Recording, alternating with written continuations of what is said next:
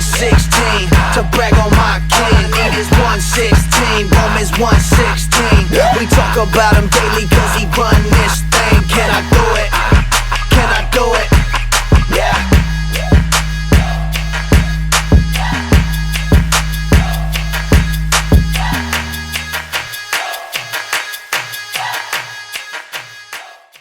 Hello, Tripod Pretzels. Let's get this out of the way first. Thank you, Zanka, for listening. Fuck you, Jake. Welcome, everybody, to the Tripod, and we are here with the original three for a little bit. We got the great Brettzky is along with us for the prediction segment. We are kicking it off. We're Tarantino. This episode is directed by Quentin Tarantino. We're switching it up with the end. We're going to kick things off with Vengeance Day predictions. Our boy Stixy Drifter will be joining us later because I fucked up. Classic angry moment. Yep. In no particular order, we're going to kick it off with the weaponized steel cage match between Tony D versus Pete Dunne. Peter Dunne. I will go first. Let's see, who should I doom? I'm a bigger fan of Peter Dunne. I really don't like Tony D. He's funny though. He's got the Tony D, but I can't never vote. He was my number one draft pick, by the way, when me and Jake were doing the rosters way back when. So I'm sticking with Peter Dunne to win this fucking steel cage match. He's gonna shove that cricket so far up Tony D's ass. Oi. Brettzky, your thoughts on this weaponized steel cage match? I don't even know if you know it's been happening lately on NXT, but go for it, boss. I mean, it's been tough to keep up, but the Ambrose Asylum match. Let's see. Well, first off, I would like to say I think that you mentioned Quentin Tarantino. I think Jake's new name should be Quentin Tarantino because how many times he quit at PPW. And number two is I am in the UK, so there is the fucking oh my god. Of all the times for the video to not cooperate, if you give me 1 second. No problem, sir. Mm-hmm. There we go. Wow, completely. Cheers, boys. Oh, he's drinking. Oh my God, Ceizar. Drinking that piss. You got a drink, Ceizar? Well, hurry. This will be the first time we're all drinking on the tripod. Hey, Here we it's go. legal. Hell yeah. Cheers. Cheers, brothers. Hell yeah. There you go. Yeah, fuck you, Jake and Cynic and Jage. Cheers, my man. That's awesome. Dude, I forgot how long these have been in the fridge for. I don't know if you can see it on screen. Just how fucking blue that mountain got. yeah, that's blue. Nice. Dude, I forgot I had these. They're like in the back of the fucking fridge for like a month. Is it more expensive over there? Actually, yeah, Foster's is way cheaper. Because these are technically imports. So it's like, but like I was looking and I'm like, oh, Bud Light will be cheap. You know, I just want to get cheap beer. But nope, it was more expensive. Yeah. Damn. And Foster's is Australian for piss. It is. It Get tastes up that wrestling cunt. We get to see tonight if Brettzky's a mean drunk or a nice drunk, Ceizar. Oh yeah, one tall bottle can of Coors. Oh, I'm wasted. Yeah. Yeah. Oh, like a ball. But no, I think Tony D's got this win. I think that Peter Dunne is going to the main roster at some point in the near future. So I think that I think it makes the most sense to have Tony D win. I saw a really stupid fucking the thing on Instagram, which of course it is. It was like some guy commented, "Why isn't Peter Dunne NXT champion?" And then someone replied, "Well, because they don't want the old indie guys anymore. They want these who are young." I'm like, Pete Dunne's like 23. Yeah. Young as shit. He was having to win it when he was like 19, like Tyler Bate. I think we forget he's like 23, 24. Yeah, they were both 18, 19. Yeah. Fucking, but they've been wrestling for 6 years and they both won championships before they could drink. Exactly, yeah. But no, I think Peter Dunne's going up to the main roster soon. I think that'd be a lot of fun to see Peter Dunne on the main roster. I think that he's a guy that even Vince couldn't fuck up because I feel like he's a guy that Vince would like because he's just a guy who hits hard. And Keith Lee. Well, Keith Lee, you know, he had hard, but he also had the gimmick. Pete Dunne doesn't have a gimmick. His gimmick is he hits hard. But yeah, no, I got Tony D. Tony D. The disrespect to Tony D, by the way, from Angry earlier. I don't like Tony. He's funny. He's funny. Let's get real, Ceizar. You know, as soon as Pete Dunne goes to the main roster, they're sticking him with Sheamus. But what are your thoughts on the Tony D versus Peter Dunne match, weaponized steel cage? Yeah, I don't know, man, because it's a gimmick match, and he lost the last gimmick match. He's gonna lose this gimmick match. Is it really gonna be? Because Vince is running the show. You know, Vince loves his 50-50 booking. So, like, that makes me want to get Peter Dunne to win. But then again, Peter Dunne got over on him last show. So you know how that usually turns out. I don't know. I'm going with Tony D just because he is up and coming. I think so. Like Peter Dunne doesn't need a win like that. If he did get that win, though, I would say he's more. You need to like do some more stuff with him, and eventually you are going to need to feed guys to Braun Breaker. And if Peter Dunne is leaving, he needs to have a match with Braun. Braun needs that match. LeBron Breaker. That's a fucking good match right there. Okay. Yeah, but like that, I would only say that like if he won, and he'd be like, "Yeah, I got this booty behind me." On to the next dude in that fucking in that match that we all lost to. Maybe I should take on Braun Breaker and shit. So that's fine. But I am gonna go with the young Tony D out here from the dots. I think isn't Ziggler. I saw some of this. Isn't Ziggler probably next in line? No, he's fighting Ciampa. It could happen.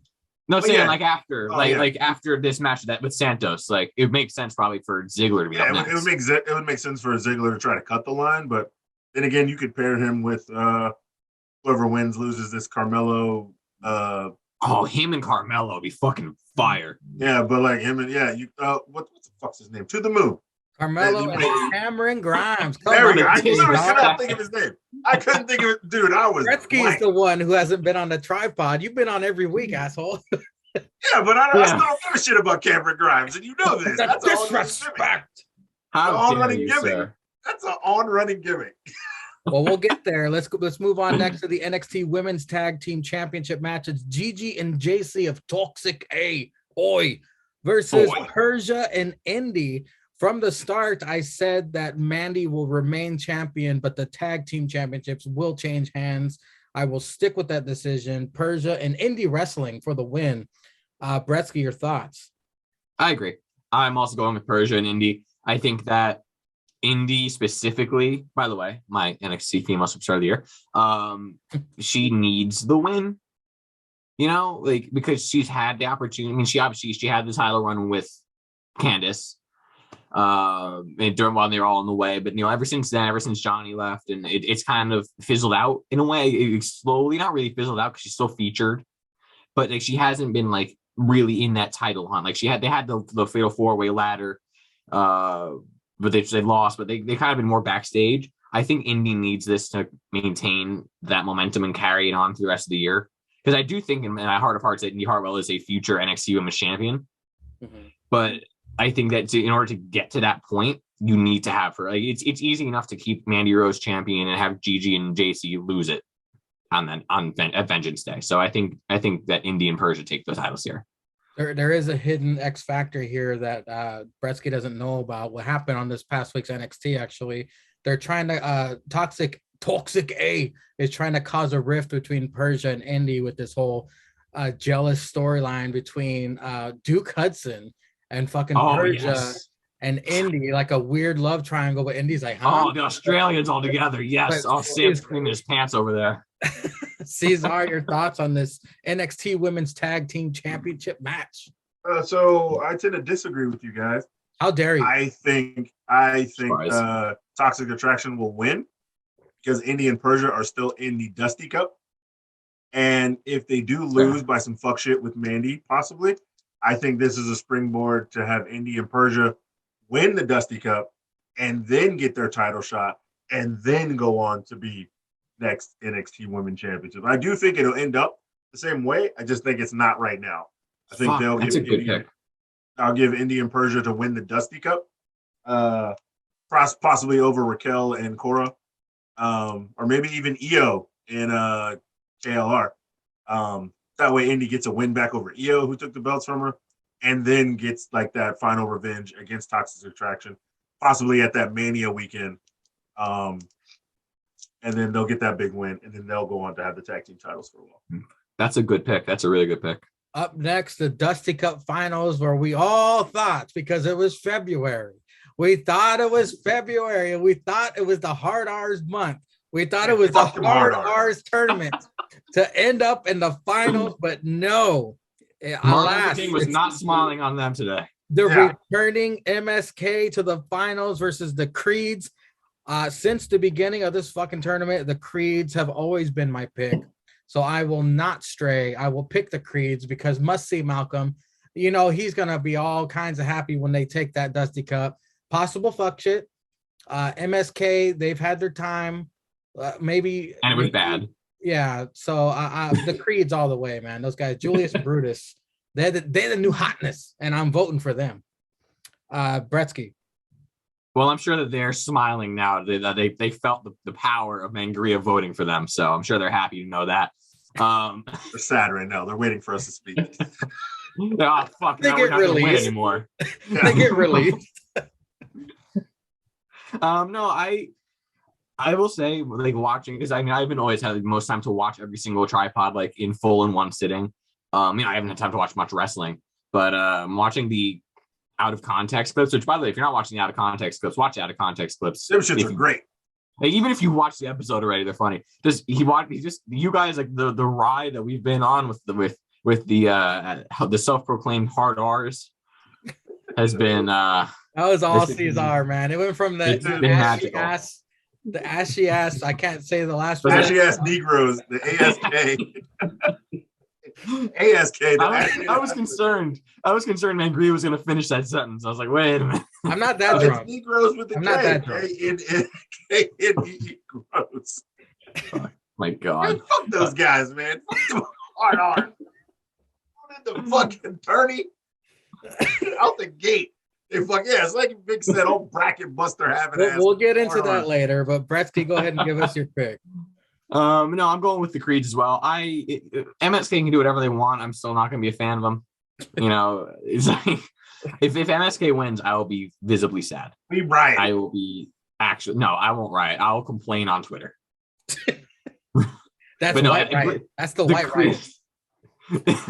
The Creed, not the Creeds. I'm going to Karen riot. I'm going to complain on Twitter. The Creeds got to win. I mean, again, if we look at it from a cynical standpoint, like they're guys that Vince would like as a tag team, even though Vince doesn't like tag teams.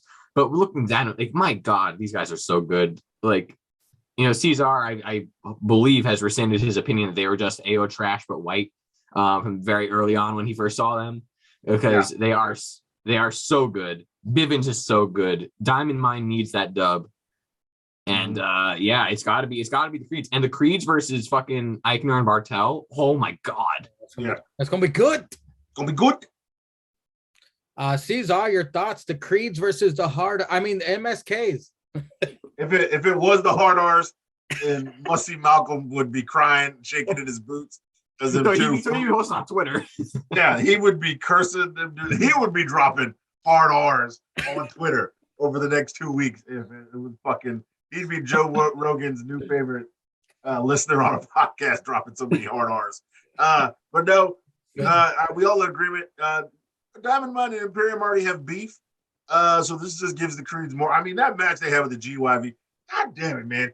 Can we get one time for the GYV? For the goddamn GYV. Them assholes in fucking Dusty Cups put on clinics, and they prove it every goddamn year. They need to win it one year, just because. But no, the Creeds versus Imperium, I think, is the feud they want to go with. And once again, for the tag team champion, they already got heat there. So why not have the Creeds win, get their name on the Dusty Cup? Must see Malcolm's going to have mean tweets with those fucking boots and dumb shit. It's going to be great. Ivy now is probably just going to be benching that thing. And he's going to be like, look at all this body, lifting this cup with all this body. So I'm picking the Creeds. And I'm picking Creeds versus Imperium. That's going to be a banger as well. Wow, we got the man who cannot miss. He never misses, Ceizar. It's Carmelo Hayes, the North American champion, versus Brettzky's fine Cameron Grimes. Wow, this is speaking of feeding people to the 2.0 guys. I hope this isn't the case for this. Cameron Grimes with gold is long overdue. Fine Cameron Grimes was the $1 million champion. but this dude needs the North American. I want to see Cameron Grimes prosper and 22 the moon. Cameron Grimes for the win. He is the NXT North American champion. Probably not going to happen, but hey, I can dream. Brettzky, your thoughts on this must-see Mello versus fine Cameron Grimes? I think this is going to be the match of the night, honestly. Actually, no, I take that. I don't know. I think this is going to be co-match of the night with with Breaker and Santos, but because Santos just puts on clinics. No, this is going to be good. Even good with a T at the end. Good. If you will. But what up, Booker T? Shout out Booker T. Yeah, shucky ducky quack quack. But no, I think this is gonna be a good match. I agree. Grimes is overdue. You know, I think that they had an opportunity after he beat LA Knight. Yeah. I think they had an opportunity to give him a strap. At that point, that wasn't the $1 million title. And I think they kind of flopped on that. I think that he still hasn't lost momentum, but I think putting him immediately into the Duke Hudson feud, I'm a Duke Hudson fan. Like, I think he has a lot of potential, but I think immediately putting him into that kind of feud just really like shot him way down. So seeing him back up in this is really nice to see. That being said, it is Mello, and Mello just came off that win against Roddy. Yeah, and I really don't think that they're going to take it off of Mello right after they gave him that win over Roddy. So my heart says Cameron Grimes, fine Cameron Grimes, but my gut and my brain start telling me Mello. Maybe there's fuck shit with Trick, and then there's like a steel cage match, like at the next event where Grimes takes it or something like that. But I gotta go Mello. Brettzky takes Mello. Ceizar, thoughts? I honestly don't know who to pick, man. Because all of the vignettes for this feud are Cameron Grimes. He's walking through the trailer park. He's giving out these big speeches. He's sneaking. Tony D trying to sneak up on him, crack in the head. Beat Tony D for the #1 contendership. The train and the way they're writing it is going on. And it's finally, he's finally going to take his dumb ass to the moon. Mello even tried to use a backwater phrase where he's like, even if I miss, I land upon the stars. Well, I don't miss because I'm going to the moon. He did get that big win over Roddy, and he hasn't missed because he won in the tournament, and then he won that title, and then he got that. Yeah, he won that big win over Roddy. But I don't know, man. They're just writing it too much with the vignettes for me not to pick. Yeah, and that's not saying Carmelo's not good. It's good. It's good. Great. I don't know if Trick's ever gonna wrestle. He just might be running his mouth. He really just might be a mouthpiece. I don't know. Hell, maybe them two start fucking with the Creed Crackers or Imperium because he loses this title. Maybe they get a little tag team here. I don't know. So I'm going with Uncle CD. Uncle CD is gonna let me know. Here we go. We're going FedEx office side up. I'm going with Grimy. Back of the CD. I'm going Mello. Back of the CD it is. Go with Mello, the man who cannot miss. Uncle CD. The man does not miss. Uncle CD. There's always the trick factor or the weekday, as Ceizar would call it. Weekday factor. Dude don't know how to put a shirt on, just like some of just like the hard R. Yeah, just like that hard R. We know of in Idris Inofe. Who? It is either hard or R. So one of them is hard and one of them is R? Yeah. Together they're the hard R's. Well, gentlemen, it's the main event of Vengeance Day. It's NXT champion LeBron Breaker versus Santos Escobar of the Brown Order, the leader. You want to talk about fuck shit certified? Santos has a whole posse, whereas Braun has Ciampa, and you can't trust that motherfucker. Wow. But if he's got that angry chair, that man is. That's true. Yo, watch out for 5 rows. Yeah, watch. Because them rows be real quick. And if Ciampa got an angry chair, bro, it's on and popping. Bro, that's just going to the Chase U student section. Way up there. The cheap seat. Ceizar said earlier about feeding people to Braun. I believe, sadly, this is the case. No disrespect to the Brown Order. We've been with them. Well, Brettzky's been with them since day one. We eventually came aboard, but Braun Breaker is their new fucking shining star. No, he's not handing out brochures for the fucking wherever those guys were from. I'm starting to feel a buzz. Brettzky, your pick for the main event of Vengeance Day. I can't think. I mean, it's Breaker. I think that the whole point of this was to remind people that Santos Escobar is a main event talent and he can always be put in that spot, and also to give Braun Breaker a really fucking good match. And also, again, like I said when they gave him the title, this is a test. Can you swim? And if you're gonna swim, Santos is a fucking years-long veteran. You know, like, and this is going to be his sink or swim. You had a good match with Ciampa, you had a good match with this. Can you have a good match with a guy who's not similar to your style? Because Ciampa is similar enough to his style. And I think it's going to be a fucking phenomenal match. And I think Braun Breaker is going to excel. But with that being said, I think Braun Breaker will retain because that's what's going to happen. Well said, young Brettzky. Ceizar, your thoughts on the main event of Vengeance Day? Yeah, it's definitely going to be Le Breaker getting this dub. It's his first title defense. Remember, like them a-holes said when Hangman tied with Daniel Bryan, your first title defense means something. Shows how your championship's gonna be. So there's definitely fuck shit that could happen all around. But I think Braun's gonna get this dub. It's gonna be a great match. Yeah, we all know Santos can go. But definitely gonna be the Braun Breaker. Since this is Brettzky's first time in a while joining us, I'm gonna let him choose his caveat first. Brettzky, your thoughts. What caveat do you predict will happen at Vengeance Day? I predict that Loomis will come in during the tag match, the women's tag title match, at some point. Okay. The God of Goats makes an appearance. God of Goats. God of Goats. The NXT Women's Tag Team Championship match. Ceizar? You took half of mine, but so I'll just say the other half. I think Duke Hudson will make an appearance during the women's tag team championship match. So my whole caveat was going to be Duke, and but I realized that would be stupid. I was going to say like both of them show up and they maybe start a feud. I was also going to do that too, but I did the same thing. I went Loomis. Yeah, I just like I just take half. They're both going to show up, aren't they? Fucking they're asshole. both going to show up, and whatever you say ain't going to happen at all. Fuck. I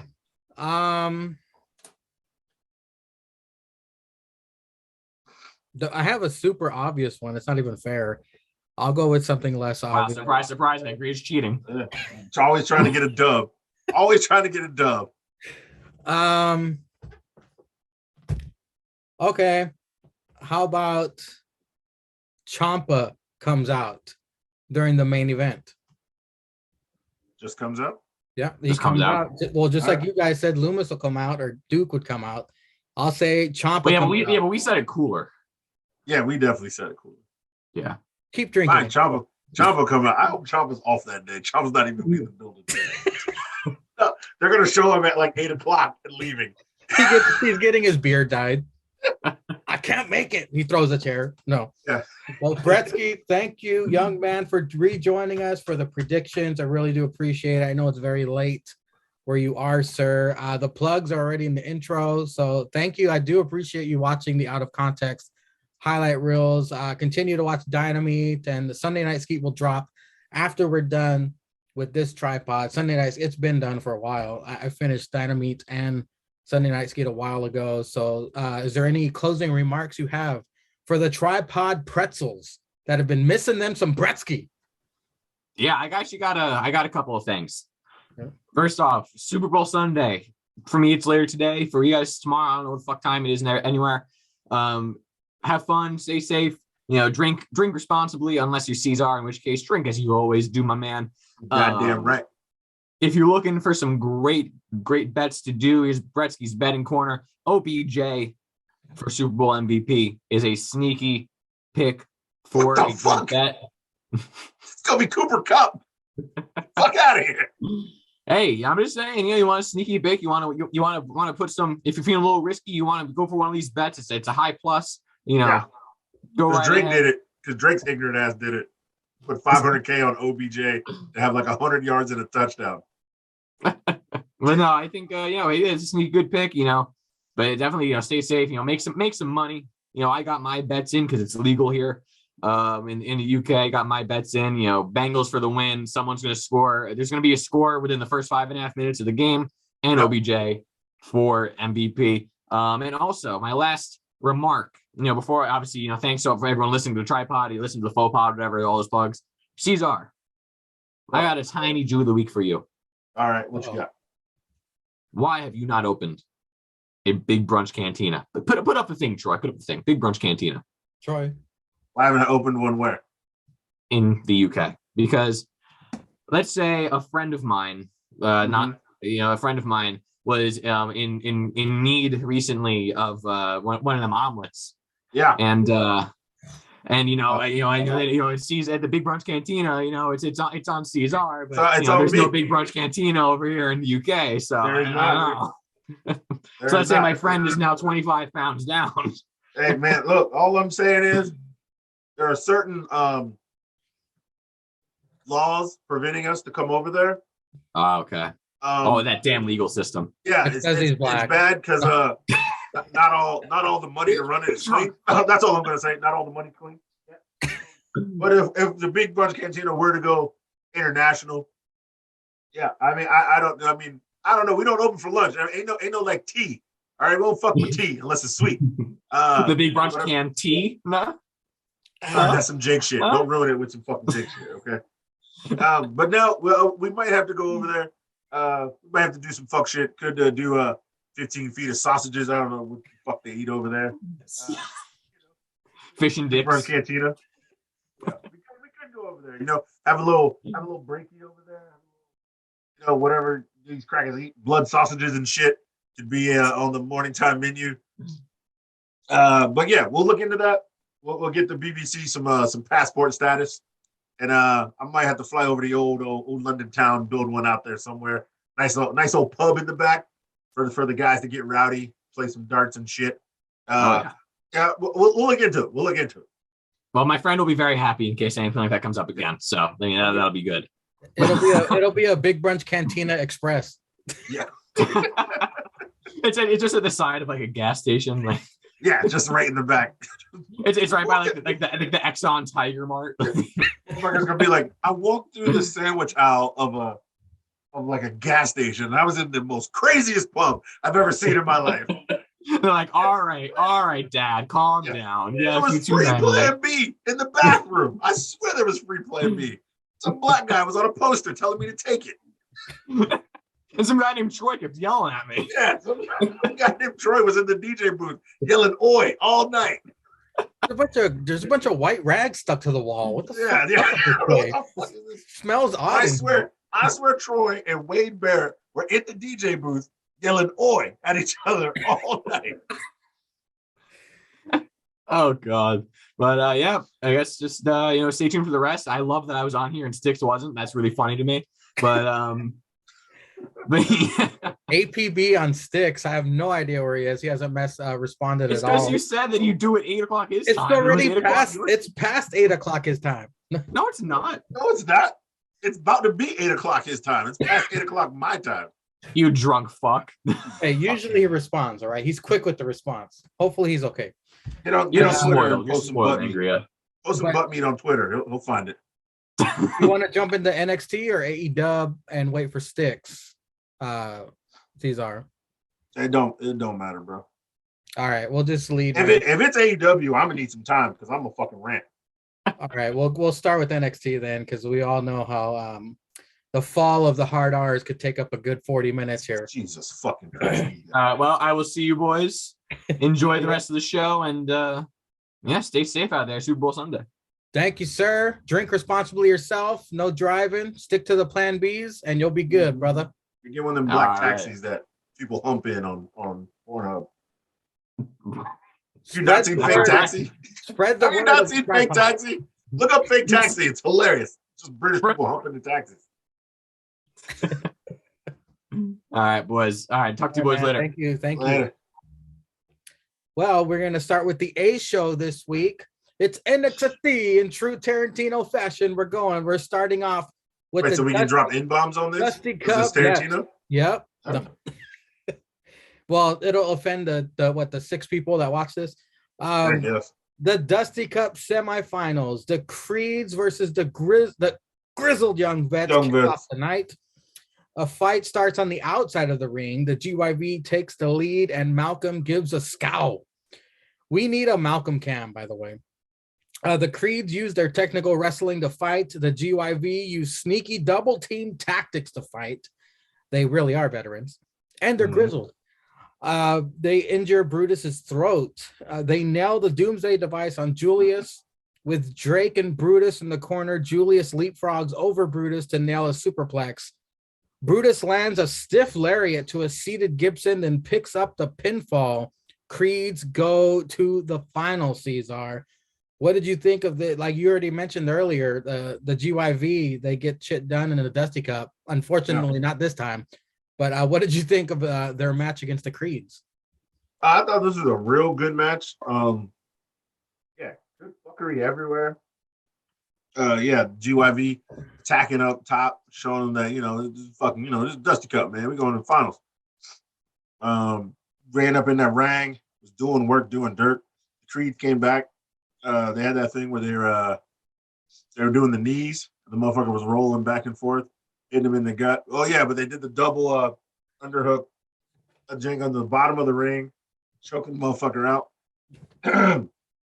This was a really, really, really good match. Didn't know who was going to win for a couple of times. I was like, God damn, these motherfuckers are going back and forth. I thought the GYV was going to take it at one point, and then Creeds came in. Everybody's cheering for him and shit. Hype ass match, good ass victory. Congrats to the Creed bros getting that dub. With 2 teams that can seriously go. Cora Jade interviewed. Valentina and Yulisa interrupt, and then straight Sonya shows up. Then things get all Telemundo on our asses. Wendy and Amari maxed out Tiffany's credit card. Cue Butterface in the ring. Butterface versus Wendy Chu. More sleepy time transitions into moves by Wendy. Wade gonna drop the dime on Wendy Chu for stealing Butterface's credit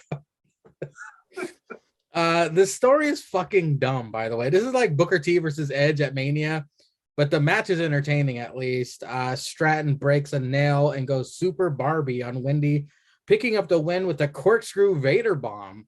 Mm-hmm. That was a little impressive, Ceizar. What do you think of Butterface here, taking it to my favorite here, Wendy Chu? Yeah, old Wendy Chu, old sports entertainer, sleepy ass. First of all, that other segment with Mackenzie, man, I had 7 feet of dick. Crisp for that. That's what I like. Some hot Latinas speaking that shit, threatening to cut a bitch or something. I don't know what them hoes were saying. They were speaking that shit. That shit gets me excited. My nipples were hard. I was sweating. I was like, yeah, you speak that shit. You speak that shit, you Latin bitch. Yeah, speak that shit. And then, of course, just tells Cora Jade, I'm the only one who can call you that. Cora Jade is looking lost. I was lost too. I almost got up my Google Translate. Like, what that bitch say? Couldn't figure it out, but I was still highly aroused. So good segment. Old Wendy Chu sleepy ass. It's the most devastating move in all sports entertainment. The Nappy Bow, the Nappy elbow drop. That shit's still classic every fucking time. This silly bitch. It's silly bitch. And then she kept all the stuff.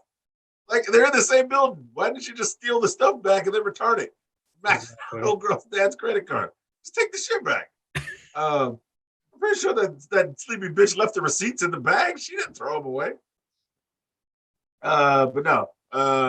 This is definitely sports entertainment. Old Butterface is all right. She looks like she can work her way through a match. Didn't look like she was struggling any. And old Wendy sleeps. We know she can find her way through a match, so it was all right by me. Yeah, the finisher was like, I was like, did she finish with a Vader bomb? Corkscrew Vader bomb. Corkscrew Vader bomb. I ain't mad at that. Not bad here by Butterface. Hopefully they find a better angle for this fucking feud. Draco Anthony approached by Harlan and Gacy. They are watching him. Mm-hmm. Peter Dune interviewed. Draco approaches. Going to be an honor to share the ring with Pete. Whatever, mate. Pete Dunne armed with a cricket bat versus Draco Anthony. Match starts during commercial picture-in-picture. Harlan and Gacy beat and they meet to this on the balcony. Break his fingers, chants. Not for nothing, Draco is taking a lot of damage and was not squashed. Tony D attempts to attack with a crowbar, but Pete fights him off, and then it's a bitter end for Draco. Tony D gets Pete in a sleeper, but Pete fights him off and makes it rain weapons in the ring. We now know it'll be a weaponized steel cage match at Vengeance Day, like we had said earlier.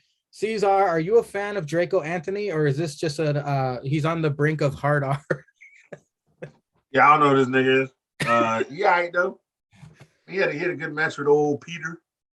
But it's hard for Pete to have a bad match. Damn, Hook fucking this cracker up. Fuck him up, Hook. Fuck his ass up. Yeah, I wasn't mad at it.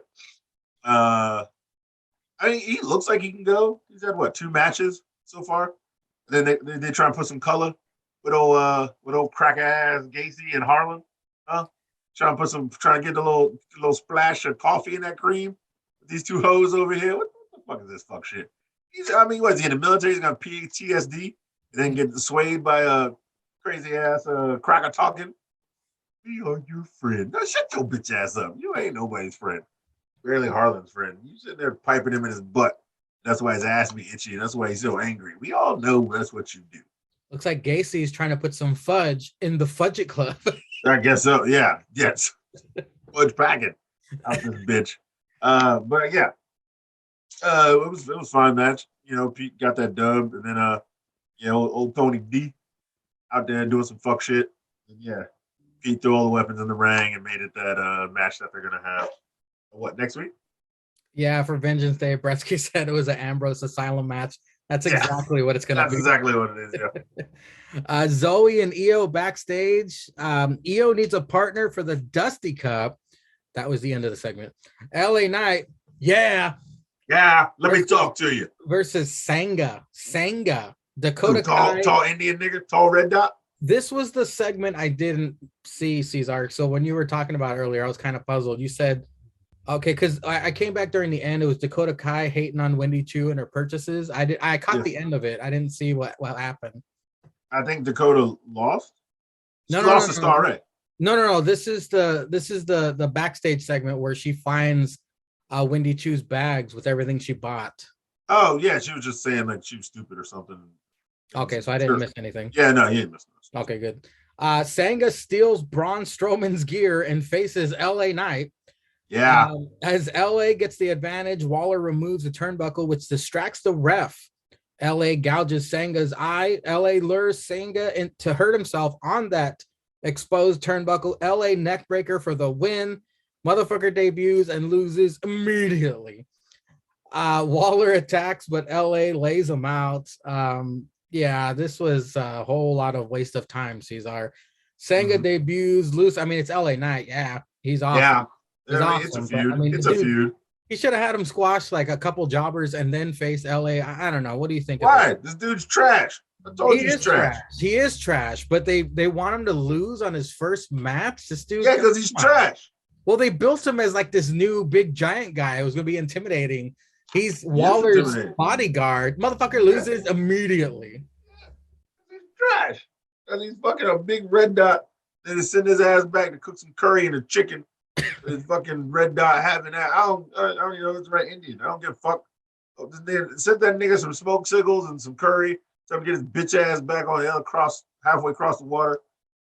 Big ass looking fake authors of the new versions of Authors of Trash into share. Just a big fake version of that watered down. Get smoked in your first match by your fucking guy you're protecting, set you up. And be your own people.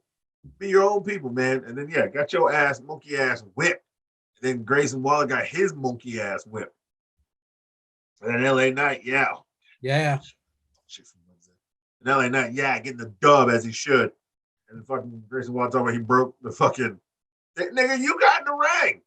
This motherfucker's in the ring. You got in the ring. You broke it. LA Knight put a whooping on your dumb ass. So I'm just bury this nigga. Fire his ass next. Sanga, was like a 2.0 Braun. Like that's how I saw him when he started protecting Waller. I was like, Braun, okay, this guy could be a force to be reckoned with, like on almost perhaps. Yeah. Perhaps. Perhaps. But then they squashed. Well, he didn't get squashed. He lost his first match. Imagine if they did that to Braun Strowman when he was squashing honkies on fucking Raw. Yeah. If he fought his first legitimate guy and lost, all the steam would be let out of him. Everyone would give up on him. But Braun was trash though. So was this guy. Why didn't they give him the chance that Braun got? Because we need dudes in 2.0 that seem legitimate. He loses his first match. I'm not going to take him serious anymore when he faces anybody else. Because he wasn't the right shade of he wasn't the right shade. That's why he didn't get the push. Hey, Omos, come on, Omos. He hasn't lost. Yeah, but he was with AJ Styles, the greatest of all time, one of the GOATs. I know Cracker with fucking Grayson Waller. Grayson Waller. That Cracker can't even say R's. He couldn't even say hard R's. They'd be the hard AHs. Motherfucker can't talk. That thick ass accent. A hard R. I think Sanga is dead on arrival, unfortunately. He's hella dead, bro. Duke Hudson talks shit about Dante Chins and then wishes Indy good luck on the tag team title match, which is what I mentioned earlier, could possibly be the riff and fuck shit of what happens at Vengeance Day. But hold on 1 second. Mm-hmm. Thanks to my lack of being able to tell time, we have the Miracle Stixy Drip Drip has joined us on the tripod. Sorry, Stix. Due to time confusion here, I kind of fucked you. I said 8 p.m. your time. I just figured everybody's East Coast. It's just a regular time that, so I kind of fucked you there, but we're almost through NXT and we can get your predictions. We actually had Brettzky on for the predictions. We Tarantino'd this. We started with predictions. So we already made our predictions. So you will make your predictions by yourself once we reach the end of NXT and the segment I am on now. Wade is in ring. It's the Brown Order LeBron Breaker Summit. Braun full of confidence and denim. Santos cool as a churro, has complete control of the situation. Churros are warm. Out comes Ziggler. Crowd goes nuts. Ziggler works Tuesdays now. Still the show chants as Ziggler lists all of his accolades. Crowd wants triple threat at Vengeance Day. Ciampa comes out, pulls up chair right up to Ziggler, doesn't throw it. Santos is pissed. Ziggler starts disrespecting Ciampa. Ciampa attacks. Brown Order then jump Braun, put Braun through the table. This was a great surprise. Ziggler is now working Tuesday nights. What are your thoughts on this segment? And also your thoughts on Ziggler is now in NXT for temporarily. I think it's nothing but good. I mean, Ziggler's been a really good worker on the main roster, and over the last couple of years, they've just kind of thrown together and thrown together tag teams. And so I think this will be really good for him individually, but he'll also be able to work with a lot of this young talent and help them develop into future WWE superstars. And of course, Ceizar, Ziggler steals the show. He will, in fact, steal the show if he does take on Braun, which he will eventually. He'll take on Ciampa. We will see these fantastic matches. But until then, what did you think of this segment? And Ziggler working Tuesday nights. No, I thought this was really, really good. So yeah, bringing somebody like Ziggler down, he can go for damn near any title that they have. I mean, you could go fuck with Carmelo Hayes and Cameron Grimes. You can fuck with Santos, Ciampa, like he is, Braun Breaker, hell, Roddy. We can get some fucking classics with Ziggler being down there. Good feuding matches, build-in matches that could lead to like the championship matches, which would be super dope. I'm excited for it. Braun Breaker can't really talk, so he needs to be a little bit less on the mic because he kind of sounds similar. I noticed that when I was out of town last weekend and coming back, I listened to a lot of the Corey Graves podcast. and it was like the ones leading up to Rumble and stuff. They had Braun Breaker on, and like when he was on the podcast, dude, it was like he starts every sentence the same. He's like, yeah, bro, like, and then like literally every time he spoke, like, every question. It's like if you asked us what we thought, and every single time we're like, yeah. So this guy can wrestle. I'm like, bro, I know you can't talk if that's how you really start almost every single sentence when somebody asks you a question. So he definitely needs to work on his promo game, which I do think WWE can do. Look at AJ. AJ's never been a great talker, but he's definitely stepped up his promo game since being in WWE. So having said that, yeah, as soon as he gets better at speaking, then you can't mess with him. I can't wait. Hopefully, if they give him a chance to take on Santos one-on-one, that would be incredible. KLR attempts to wear makeup and smashes glass with her bat. Sure. Waller and Senga exit arena. Waller says LA Knight is going to jail for breaking restraining order. Yeah. Saray versus Dakota Kai. Dakota's entrance was during commercial picture-in-picture. The disrespect. Looks like the captain of Team Kick inherited Saray's camel toe problem. Pretty even match until Saray blasts the welfare Harley Quinn looking wall butt in her face, then finishes her with the Nicorous suplex. That's what it's called now. The what? The Nicorous suplex. That's how she says necklace. Yeah. What did you think, Ceizar, of this match? It's Saray and Dakota Kai. Dakota Kai's got to be on her way out, right? Yeah, dude, she's done everything in there except win the women's title. Yeah. So unfortunately, but not a lot of broads do when they get caught up. Look at Bianca, had a couple title shots with Rhea, and she got caught up and fucking killed it. So I mean, they're more higher on calling up women who have great wrestling tracks to mess with like the broads that they do have. And you could, get title shots and win championships on main roster as we see. But yeah, Dakota, we all know Dakota's good. The captain, I guess she's showing off more character and more character and more character. As when she was the face, she's gotten way more over as a character as a heel than she has as a face in a long time. Everyone does.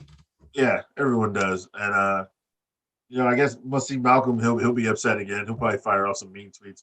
How she left, just like when Xia Li left. Bitch ain't even leave me a message. She was gone. Just go leave and not give me no cookies. So yeah, I'm glad if she's going up. I'm glad, but if she does get that shot to fight for the women's title, I wouldn't be mad at that either. Like, I'm pretty sure she could have a good match with Mandy. But if her and Raquel go up probably around the same time because they've pretty much done everything they can do, and they need another powerhouse like Raquel up on the main roster to have some matches, I'd really be excited for, like, obviously Raquel and Charlotte, Raquel or Becky, Raquel or Bianca. Oh, when Miss Pam comes back, Dakota and Pam. You can't tell me Dakota and Pam wouldn't be some money. You can make money with that shit. They're so similar. They could be a tag team. They could. But I mean, it's just like when Banks was a heel, her and Bayley were definitely like one mind. But you get that when you have those friendships, people, like we always say. But damn, I can't wait. She goes up main roster soon. I can't wait. Well, Stix, I'm more comfortable with Dakota Kai going to the main roster than Io Shirai. But what were your thoughts on Saray versus Dakota Kai, the captain of Team Kick? I was glad that Dakota got some TV time. I think I've said this a while back. I just can't get behind Saray. Even with this revamped character, I just can't get behind it. I'm glad that they're allowing. It seems like they're just allowing Dakota to stay down there, get some work with some of the new talent, but also allow her to work on her character. So that's been good. I'd like to see her at least get one more title shot before getting the call up to the main roster, because I think the options with her at the main roster are just great because she can go in the ring. Her character work as a heel has grown by leaps and bounds, and there's nothing left for, like Ceizar and you guys have said, there's just nothing left for her to really accomplish down here on the main roster besides win that title. But I don't see them having her win that title. Unfortunately, no. But I mean, Sticks, come on. Saray has the necklace now. She has a necklace. I mean, that's gonna put her over, right? Yeah. She better keep that shotgun drop kick. That's the only thing keeping that bitch in business.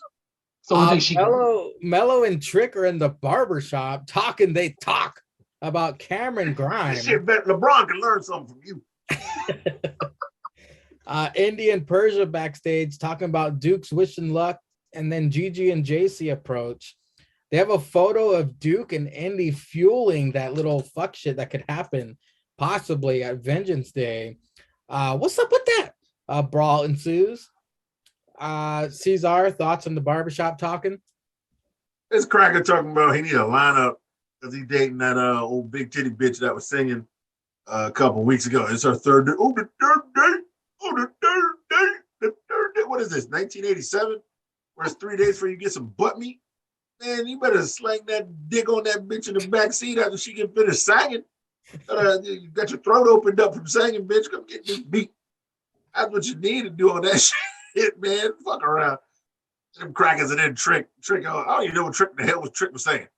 He had no shirt on in the middle of the goddamn barbershop like a fruit booty, like he always is. Probably baby old up, sitting there with no shirt on. Like fucking hard R's, but he's sitting in there with a. Why you in the barbershop with no shirt on? And then nobody was getting a cut. There was 8 niggas in that barbershop, and the only one in the goddamn chair was Mello, and his asshole got braids. He ain't getting his hair. What, he getting a lineup? His lineup was out front. Yo, man, you tried to get lined up for your date tonight? Nigga, I got braids. I don't need no fucking lineup. The fucking all the 3 nappy-headed niggas over there sitting in the chair, they need to get the cut. Nobody getting the cut. They just sitting in there in a 2-seat barbershop. What black barbershop got 2 seats? They got more seats waiting than niggas in the chair. There's only one barber. This ain't no Walmart where there's one register open. Nigga, you go to a black barbershop, there's 8 niggas cutting hair and 38 motherfuckers waiting to get their hair cut and 6 niggas just talking shit and 1 crackhead outside. That's the average black barbershop on a goddamn Saturday. And they're down in Florida, probably in the hood where the real niggas is at. And I'm talking the real niggas. I'm talking to niggas that'll rob your ass and then try to help you find what you lost because you was out of town for 3 days. Those the real niggas. And then there's gonna be 5 people in the barbershop. Yeah, well, what fucking hair cuttery did WWE rent out for an hour and a half to shoot this fucking vignette in? Who booked this? Who booked this shit? Was this Bruce Pritchard? Who wrote this shit? You can tell that they revamped the barbershop scene from when Sean kicked what's his face? Kick Bruce. Yeah, they just upscaled that shit. Bruce, you gonna have 5 bros in there, all different shades. There won't 2 skin. You notice how every nigga was a different color shade? Like, cause Trick is dark, right? And Mello's light skinned as shit. The barber looked like he was Puerto Rican. So there wasn't even a nigga cutting hair. What Puerto Rican barbershop cutting niggas hair? That's what I want. There wasn't even a nigga cutting hair. He looked Puerto Rican. Then there was a goddamn Ethiopian sitting in the chair with a fucking apron on. Fuck? If you got an apron on and you are either sweeping up the hair or cutting the hair, why are you in the visitor section? That's supposed to be for the niggas getting their haircut. He should have been standing behind the other chair. No, Trick is over on the corner, baby on his ass up, talking about, yeah, Mello, talk your talk, son. What kind of funky ass barbershop was this? Them niggas need to go out here, go to the hood, because they's in Florida. They should have went like 3 streets down. WWE ain't paying for the real bros to be in there. Because I guarantee that nigga would have said 3rd date. They'd be like, oh, you ain't smashing yet? What are you, gay? Huh? You got to get your wang sucked by millions? You sitting there wrestling with him while this nigga putting baby oil all over himself? They just said some shit like that. That's the real barbershop. Hey, we're on the USA Network. Calm down, brother. No, they was on Sci-Fi. They're on Sci-Fi. They're on Sci-Fi because I won that bitch that likes hard R's said shit. And it got through it. They didn't bleep it out. And that bitch said shit later on in the episode. But yeah, they're watered down. They're at the barbershop that tries to revive Shawn Michaels' hair. They just went to Shawn Michaels. They're like, if you can work miracles with this guy, you gotta film here. There's some fucking hair cuttery. They paid them motherfuckers to go to lunch.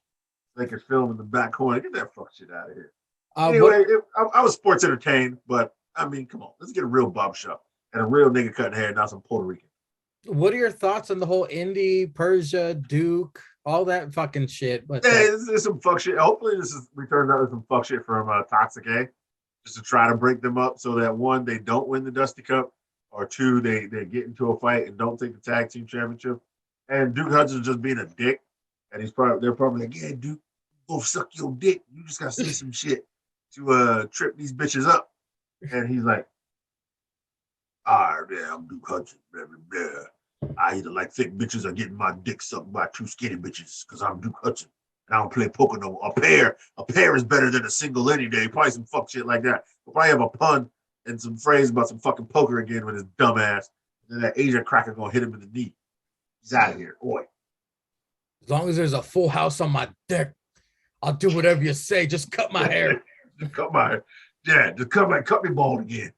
Sticks, your thoughts on Barbershop 4 NXT and the Indy Persia Duke Hudson situation? I think it's in Barbershop 4. Well, just from what I've seen from movies, I'm just saying I've seen this on movies, so take it with like a full cup of grain of salt. If they were going to do legit barbershop, they should have just did this from like a porch down in the hood, where they would. I would have accepted that. If he was in a garage, getting his haircut, that shit would have been way more real. If they were all in somebody's garage and he's getting his haircut, that way Trick could have his shirt off, getting baby oiled up, it would have been way more real. Way more real. That's some hood shit right there. That's some hood shit. Yeah, I was very confused on why Mello was shirtless at a barber shop unless he was getting his chest lined up, but we all know he wasn't getting that done. Get that chili meat trimmed up. But I was very sports entertained. It was way better than what LeBron runs on HBO Max every week. So, and if this is gonna turn it, I hope they're not planting the seeds for Indy and Dexter to get divorced or trouble in paradise with that. If we're gonna get Duke's gonna end up royal flushing on some hoe's face. And if he's gonna end up if he's got something to do with Toxic Attraction, then we're going to get a feud between him and Wade, because we all know Wade with Toxic A. He's very big fans of him. So, but I was very sports entertained with both segments of the show. Up next, Nikita Lyons is a Power Ranger Ninja Turtle, apparently. She sings too. Ceizar last week, I had nothing. I didn't know anything about her. Ceizar last week, she was singing. I was like, oh, this is dumb. And then I saw her Instagram. Yeah, but I said that shit in the chat one time when I found that bitch. Let's just say my whole world changed after I told you that nigga was talking about her on TikTok. Started viewing her Instagram. Good Lord. Good Lord. Discoloration Nation. Woo, woo, woo. Use that music. My wife is not home. Yeah. Song from Aladdin, a whole new world. Yeah, damn right. That was some good shit, pal. I'm looking forward to her NXT career. You better not release her, Nick Khan. BJ backstage. Jensen fails to ask out Caden. It's a group date, apparently. Jensen then gives Briggs some sweaty $8 for the movies with Casey. I don't really care about that segment. Dusty Cup semifinals. It's MSK versus the Hard R's. All of us were on the edge of our seats. We thought Black History Month. Sticks proposed the idea. We all thought the prophecy was going to come true. MSK doing their usual thing. I'm actually impressed with Idris more than anybody in this match. The crowd's actually cheering for MSK. Idris almost picks up the win with the most deadliest move in all of sports and entertainment. Within a Smurf's cunt hair, he almost won. Idris, after a big splash, almost gets the 3 count again. The ref was up to some fuck shit counts there. Spinebuster, Blockbuster, Double Team, MSK will meet the Creeds in the final. Wow. We did not see this one coming, Sticks. We were all believing in your prophecy here, brother. What did you think of this match? It's MSK versus the Hard R's. It was good. It was a good match. I mean, I legit was thinking that they were actually going to have the Hard R's win, but then reality hit me in the face like that anaconda hit freaking Mandy when she crawled across one of the Hard R's his lap. And MSK won. So, I mean, I think we kind of had a feeling that MSK was going to at least make it to the finals. Now they have. So we'll see if they can go back to back or if they're going to end up losing in the finals. I mean, Ceizar, I was watching this, and even though we clown on them, there was a small part of me that wanted to see the Hard R's. You fucking crack ass.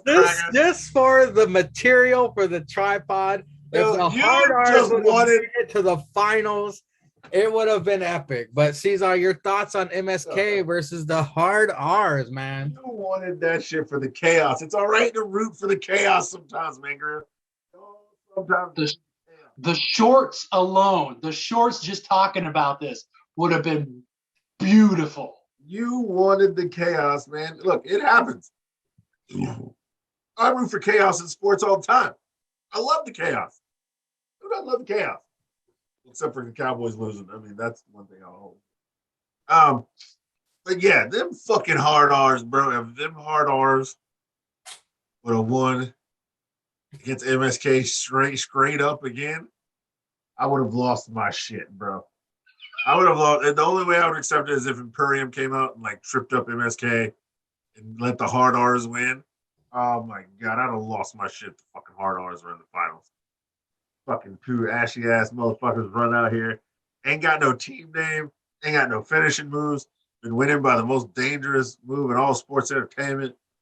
Jesus Christ, I'd have lost my shit. I'd have been like, yo, this old man is crazy.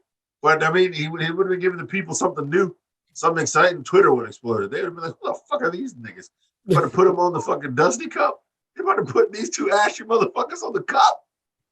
Dusty turning over in his grave, got some Hard R's out here trying to bang some white women. Talking about nigga gonna have a threesome. This no shirt cracker about to have a threesome. Duke Hudson trying to get a threesome. Fucking everybody trying to hump Mandy Rhodes, and she's just running for her life from KLR on some fuckery. The bitch with a bat. The bitch got a whole ass bat chasing her on live TV. Can't even the Hard R's can't even protect her. Man, I would have lost my shit if they won. But no, it still was a good match. MSK and them put on a good match, and yeah, they won. So let's see if they can run it back. Or if, like we said, the damn Creed's gonna win this shit and go fight in Perry. I mean, besides AOP and MSK, the Dusty Cup is famous for having thrown together tag teams. Win the fucking Dusty Cup. This could have been the writing on the wall, but it will not happen this year. There's two legit teams in the finals. It'll be good. And now it's the main event of NXT for the Women's Championship. It's Mandy Rose versus KLR. Look at you throwing around. Oh, yeah. Look at you throwing around wild accusations. So Vic said, that's a new one to me, Wade says. Wade says Mandy has plan B and plan C. I jumped for my phone to message Ceizar. I had to resist. I did ask him if he's watched it yet, and then I said, the Crypt Keeper, very aggressive start to Mandy. The crowd is split. I still find it weird that the commentators are on a tiny platform and out of sight during these matches. It's a weird random thought I had. Kinsey with a special report during the match that Persia and Indy have been escorted out of the arena because they're still brawling with them bitches. Mandy has improved so damn much in the ring. Locks on the Brettzky breaker abdominal stretch on KLR, digging that elbow into the mummy's midsection. Turns KLR's submission into a pin, even turns a gory bomb into the code red pin. Mandy's plan D if needed. Oi. GG and JC do end up interfering, allowing Mandy to hit a running knee for the pin and retain. Toxic A about to make KLR uglier when Io Shirai comes out for the save. Io and KLR stand tall. I guess Io has found her new partner, Ceizar. Your thoughts on the main event of the night, the NXT women main eventing? Always nice to see the women get their shine. And yeah, like you said, Mandy's definitely improved. So she's earned it. Good main event title defense, especially where she keeps the title against a strong opponent. Like they got faith in Mandy, like having her fight KLR so soon and getting the dub over whether it be fuck shit or not. Getting the dub on her, man. So I was glad to see that. And of course you knew plan B and plan C were coming up.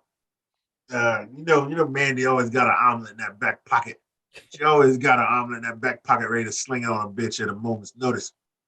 Get that running knee right in the grill.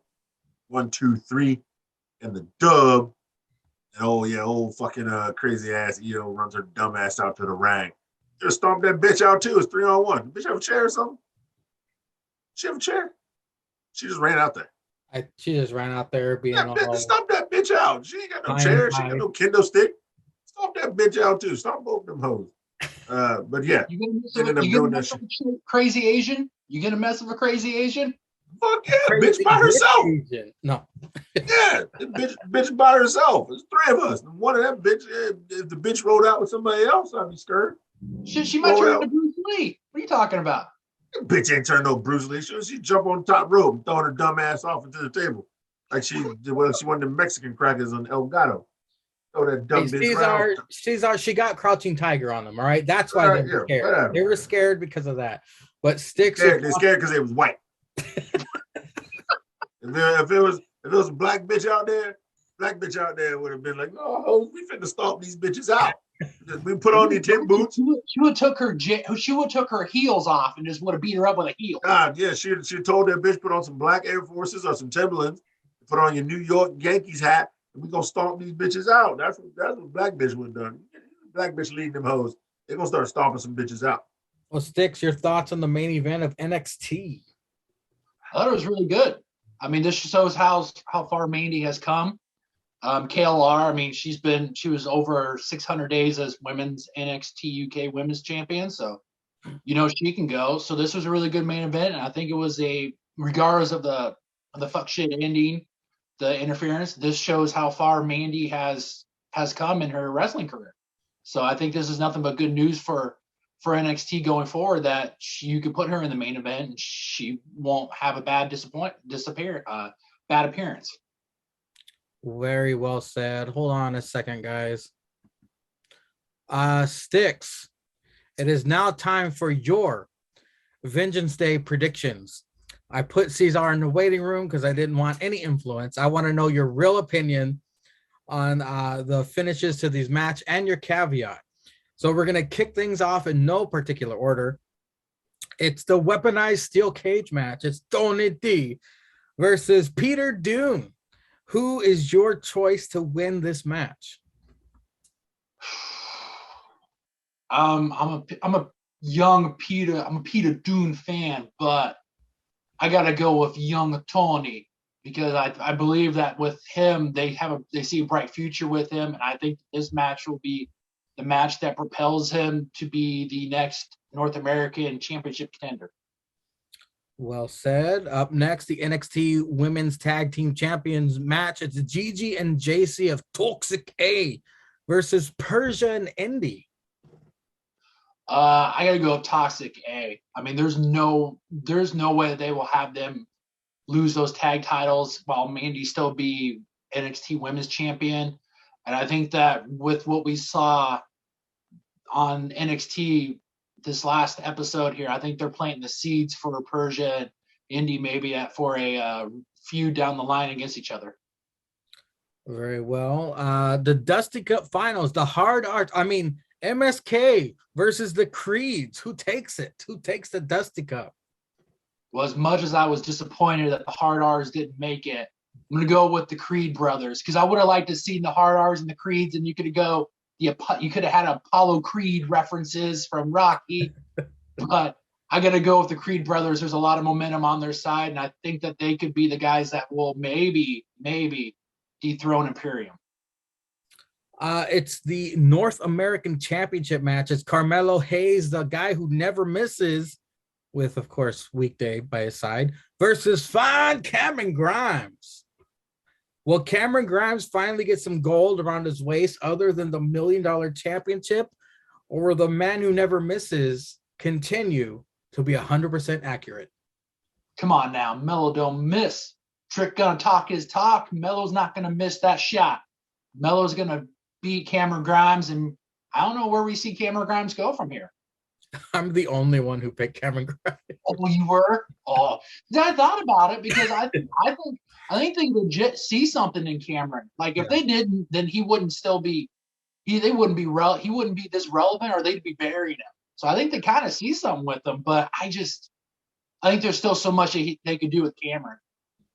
The main event, it's NXT champion LeBron Breakker versus the leader of the Brown Order, Santos Escobar. As much as I would love to see Escobar win this, there's no way they're taking the title off LeBron Breakker. I mean, they see something in him, and I haven't really seen it yet. I would rather see them put it on Santos because I think Santos is way more polished at this moment right now. Mm-hmm. But I just don't see them with LeBron Breakker. He's got so much momentum right now, match-wise. Well, we were all unanimous on Braun Breaker and the Creeds, by the way. Your caveat, Stix's caveat for Vengeance Day.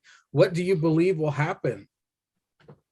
I'm going to have to say that I believe that Dolph Ziggler will have some interference in the NXT championship match. I'm glad none of us had the same one. Dolph Ziggler interferes in main event. My caveat was that Ciampa shows up during the main event. If you have to take a leak or something, go ahead, because I got to do it right now. All right, I should probably put it on pause. Well, it's Wednesday night, and you know what that means. It's time for AT-Dub. It's the wrong fucking notes. Where am I at? Okay, here we go. Wardlow walks down with a Burberry carpet with MJF cutouts to the ring. He sets them up, gives the Dapper Yapper a script. FTR and Tully introduced. Uncle Dax and Cash walk out like bride and groom. Sean Spears is out, gives the Dapper Yapper a fancy menu, not from the Waffle House. He beat PG Punk twice in that dumpster fire Chicago. That popped me. MJF is then carried out on a throne by some dudes. I'd pay $1,000 to see them drop him, Tony says. Tony Schiavone. MJF makes out with a soulless ginger and then hop around with the Pinnacle sans Wardlow. Confetti rains down, claims to be better than the best in the world. Shut the fuck up, Chance. He keeps neglecting Wardlow. MJF has a new shirt. PG Punk comes out. Tony with the mic assist. He has some friends. Darby and Sting with bats. As I held onto my couch as my eye roll made me fall back. Punk wants a rematch with Wardlow. MJF says Wardlow is his best friend. Uncle Dax is begging for a rematch. MJF sets up a deal for Punk to team up with anyone other than Darby and Sting versus FTR. If Punk wins, he gets his rematch against MJF Ceizar. Your thoughts on the opening segment of AT-Dub? Dynamite. Yeah, I don't have energy to waste on this. It was a waste of time. Go ahead, Sticks. I'm just gonna say this. I thought that just with Tony Schiavone, his little quips in is what made this. I mean, and they're fully in of planting the seeds that Wardlow's going to turn on him. It's just a matter of when. So outside this, I mean, MJF came out, did what he does best, talks on that mic, and pissed the fans off. A Tony Schiavone appreciation tangent. His hate for MJF.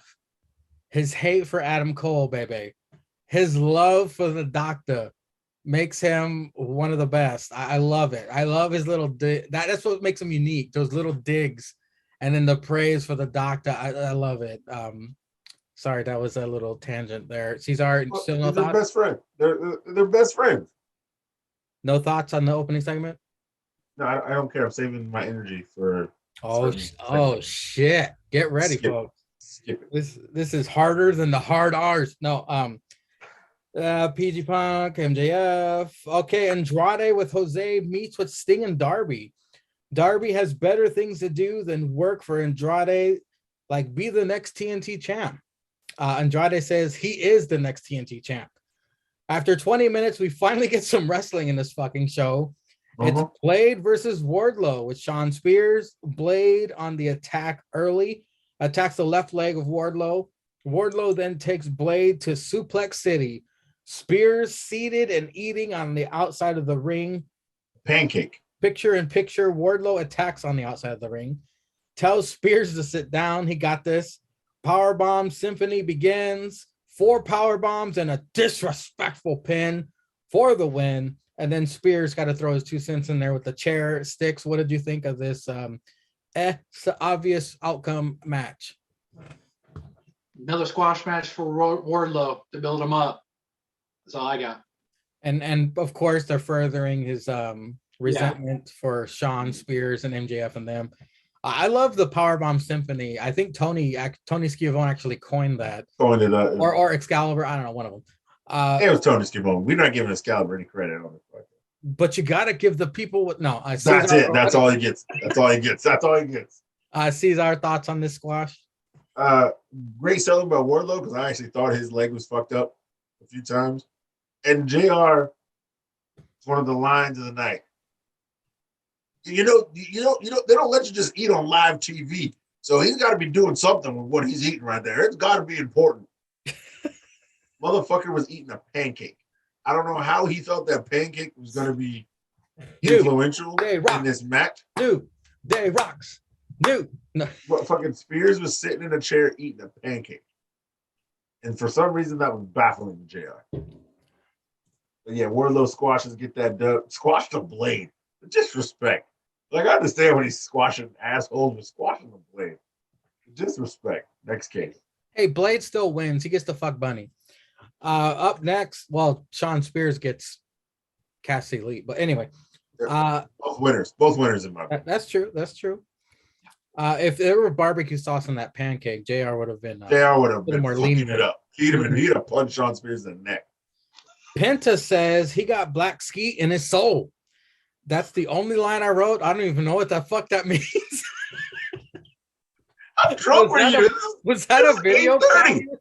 Was that a video package or something? Yeah, it was a 5-minute video package. All you wrote was Penta got black skeet in his soul. How drunk were you at 8:30? This was like 8:30. What does that mean? What does it mean, bitch? You watched the video package. What's wrong with you? I don't know what that means. It was some weird shit because Alex was just talking and Penta like dug up some mask. Like all his masks came black. Yeah. Okay. He said since he got spit in the face with the black mist, it's rose up some evil version of Penta. And all you wrote was he got black skeet in his soul. What is wrong with you? My God. I think on Twitter they said it was Penta Escalero or some shit. Yeah, Escalero, yeah.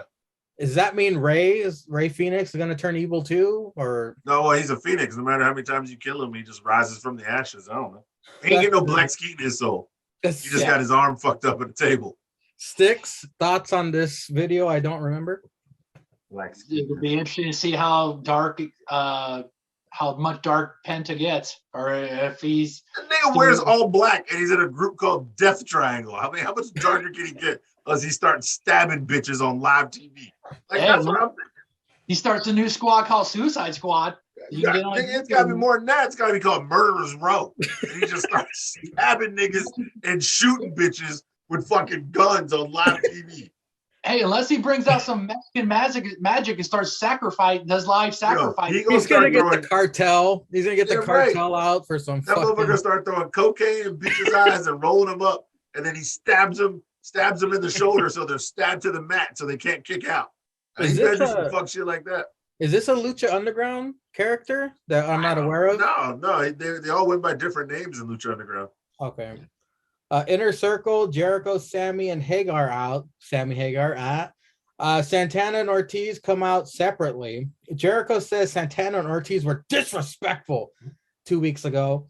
Santana says Jericho is selfish, gives credit to the fans for their support. Jericho says he made Santana and Ortiz relevant. Jericho says he invited the wrong 2 members of LAX to the group. Ouch. Santana grabs Jericho. Sammy plays peacemaker. Jericho tells him to shut up. Sammy threatens to quit the group again. I wasn't even around when he quit the group the first time. Hey, remember he was inviting MJF in. Leaves his vest in ring, then leaves. Ortiz stands out for Eddie Kingston. Next week, Santana and Ortiz versus Jericho and Hagar. I do appreciate the story they're telling here. Stix, what do you think of this segment? What did you think of it? I thought it was really good that Jericho said that he got the wrong 2 guys from LAX. I like that. I like that callback. But outside of that, I mean, I guess we're going to see the implosion, and if anything, it's going to be good for Santana and Ortiz. I think they're a really good tag team, and I've been really looking forward to them getting a run. So hopefully they get over, and hopefully this is the push forward for them for that tag team championship shot. Well, not only that, Ceizar, but I hope we get to see Jericho versus Eddie sometime in the future as well. What did you think of this segment? Versus Eddie Kingston? No, Eddie Guerrero. I don't know, bitch. He mentioned Eddie Guerrero. I thought your dumbass was drunk again. Come on, man. Get with the program. Get with the program. I don't know. You're talking about Black Skeet in the Soul, bitch. Are you the Black Skeet? I ain't Black Skeet. I'm Black Skeet. Yeah. This would be great. This is the problem when you have too many great tag teams. Just like if you have too many great top stars, there's only one fucking title. You can't spread the wealth. You don't want to cheat somebody. Or do you want to have fucking transitional champions yet? I mean, you finally put it on Luchasaurus and Jungle Boy. Jungle Boy, who's been deserving of fucking gold, we all say. But Sammy deserving of gold. You give him the TNT title. You give Jungle Boy the tag team title. Got 2 belts now. Yeah, that cracker got both them shits. And he fucking take Conti. And then, so do you want to start having transitional championships second year into your company, or do you want to give people long runs? So, I mean, if you're going to bring up the Inner Circle, it's a great way to do it. Jericho can always be Jericho. Sammy can always be Sammy, and then those guys can go back to being LAX. They're still great. So, I mean, it's a good segment. They all got their shit off. That cracker said, "You got Homicide's number?" Motherfucker tried to choke him. Yeah, stab his ass. Stab his ass right here in the ring. Bleeding. Who's the other guy? It was Homicide and some other cracker. Hernandez? Yeah, Hernandez. Yeah, Hernandez. Yeah. I think he still might be an Impact, although I haven't seen him on TV for a while. Yeah, how did I think of that name, by the way? Because he was called Super Mex, because he could fly and stuff like that. Like he was doing lucha moves and stuff. So I thought it was a good segment. By the way, Sammy Guevara has won 2022, and it's only February. Where do you go from here? He could be AEW champion. Whoop-de-doo. He got 2 TNT belts and take Conti. I mean, where do you go? He should just jump off a building after that. I don't know. Jungle Boy's giving him a run for his money. Yeah. Jungle Boy got the tag belts and been fucking Anna Jay clean for like at least 5 months. Clean. We gotta get a winner. We gotta get a winner takes all match at like All Out. Yeah. Sean Spears gets paid not to wrestle and is married to Cassie Lee, so he gets to fuck her raw with no plan B. Jeez. So he might be the overall winner. Yeah. He probably gets Billy Kay as well. Yeah, that's what I'm saying. That man get 2 puss. He gets 6 holes to play with. He gets that Australian puss. Oi. Yeah. Oi. All up in that kangaroo pouch. If this episode wasn't called Plan B, no. Roppongi Vice with Tony being interviewed. Cucks interrupt, attack along with Adam Cole, baby. Then Jay White attacks as well. I don't know who the fuck this guy is, but everybody went crazy. You don't know the Switchblade? That's what I just said. White? Isaiah Cassidy versus Keith Whoa, Lee. you got to pause here. Isaiah Cassidy with the, what is it called? The Face of the Revolution tournament. Yeah. What does the winner get, by the way? I don't even remember You get to wrestle on Dark and be undefeated like Scorpio Sky. That's what the fuck you get. You get a brass ring, you get a repackage as a heel, and you get to wrestle on Dark and not lose to anybody for like 375 days. That's what the fuck you get. Who won? Was there a Face of the Revolution last year? Scorpio Sky. That's why I said that. That's what that I was joke in is. jail. I don't fucking know. That's why I thought you knew, because that's why you laughed. You got that huge, like, Sonic the Hedgehog like ring. Yes. It's really a brass ring, and it's like 2 feet big. Scorpio Sky won it. And I think you get to pick a title shot. He lost, but he's still the face of the revolution or something. Wow. And he's been wrestling on Dark since his solo TV run, since he's won this. That is literally what's happened to Scorpio Sky. Oh my God. So it doesn't even matter who wins this fucking dumb shit. No, it's dumb as shit. Poor Keith Lee. Speaking of Keith Lee, it was Isaiah Cassidy. Who was going to be the opponent? Was it Jay White? They just showed him. Everyone's like, oh, this is the surprise. Nope. Bask in his glory, motherfucking Keith Lee. After he got done slamming his wife on his honeymoon, he debuted in AEW. He flattened that mattress. That's right. That's a good name for this episode too. JR says Keith Lee looks like a young Mark Henry. Racist. During Black Henry Month, JR would have pulled some racist ass shit like this. Oh, all these big niggas look alike. They're big and powerful with their titties hanging out, wrestling in a singlet. Oh yeah, big strong negroes throwing around these skinny boys. Me on meat, violence. Yeah, me on meat. I bet you Keith Lee likes some barbecue sauce, sassafras. And Keith Lee does what he does best. Motherfucker made a moment. He's a moment maker. He threw Cassidy across the universe. That was fucking incredible. Matt Hardy walks away as Keith Lee absolutely and totally dominates. Cassidy does a badass corkscrew like plancha to Lee on the outside, but who are we kidding? A Big Bang catastrophe for the win. Mark Quinn attacks. Keith Lee is on the outside, and Private Party tries to fly onto him. And Lee catches both of them and power bombs Quinn onto Cassidy, and then an apron power bomb. Wow, that was a lot of information, Sticks, and this 2 little paragraphs. We see Jay White debut. Adam Cole always looks offended, or the Bucks always look offended when someone new debuts and tries to get in their group. What did you think of the Switchblade debuting on Dynamite? And do you have any comments on this guy's career? Because I don't know who he is. This guy's the elite. Yeah, he's Jay fucking White. He's the leader of the Bullet Club now. He's on the United States of J tour right now. He's on Impact. He's been on Impact. They've been doing Bullet Clubs. He's doing a bunch of stuff on Impact. He's got a match against Eric Young, I think, here a week from today. And the Guerrillas of Destiny have a tag team match against the Good Brothers for the Impact titles, I believe, on that same card. So it was just a matter of time. I mean, we're getting all these former Bullet Club members coming in, and with Jay White in the U.S., I knew it was a matter of time. This guy can go. This guy can go, and he can talk on the mic. So it'll be interesting I'm looking forward to seeing him on his Rampage match debut. So it was Jay White looks like if Adam Cole worked out. Yeah. Yeah.